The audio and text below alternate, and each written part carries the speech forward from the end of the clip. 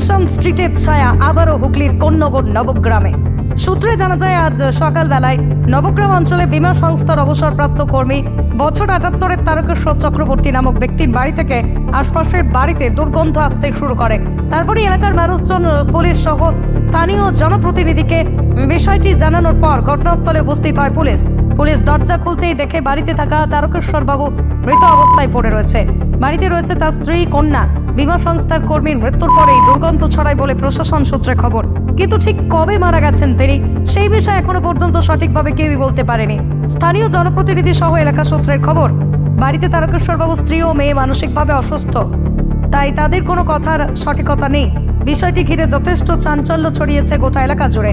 কি কারণে আর কবে ওই বীমা সংস্থার কর্মীর মৃত্যু হয়েছে তা নিয়ে তদন্তে নেমেছে পুলিশ। এলাকার মানুষজন সম্পূর্ণ ঘটনায় ধোঁয়াশার মধ্যে। ব্যুরো রিপোর্ট, বিশ্ব টাইমস। ফিরবে হুঁশ, জাগবে মানুষ। আমি কদিন পরে আছে জানি না, একজন মারা গেছেন আমি শুনেছি।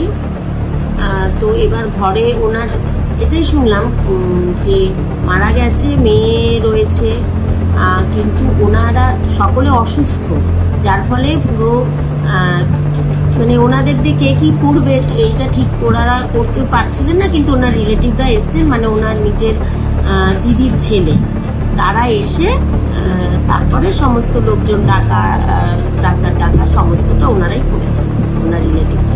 আপনি তো এলাকার প্রধান, আপনি কি চলে সেই এলাকায় যান? এখানে গিয়েছিলেন? হ্যাঁ, বাড়ির লোককে কথা হয়েছে? বাড়ির লোকের সঙ্গে বাড়ির লোকের সাথে আমরা চেষ্টা করে কথা আমরা বলতে পারলাম না, কারণ ওনারা একটু অসুস্থ, আর মানসিকভাবে অসুস্থ।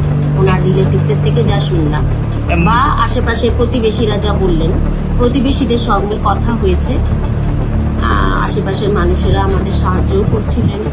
আচ্ছা, ঘরে কি মরে পড়েছিল? আমি এই বিষয়ে জানি না, কিন্তু মারা গেছেন শুনেই আমি গেছি যে এরকম ওনার বাড়িতে কে হেল্প করবে সেটা শুনেই গেছিলাম। তা আমি পৌঁছে দেখছি ওনার রিলেটিভ এসে গেছে। তখন গিয়ে দেখলেন যে বডি ঘরে পড়ে আছে।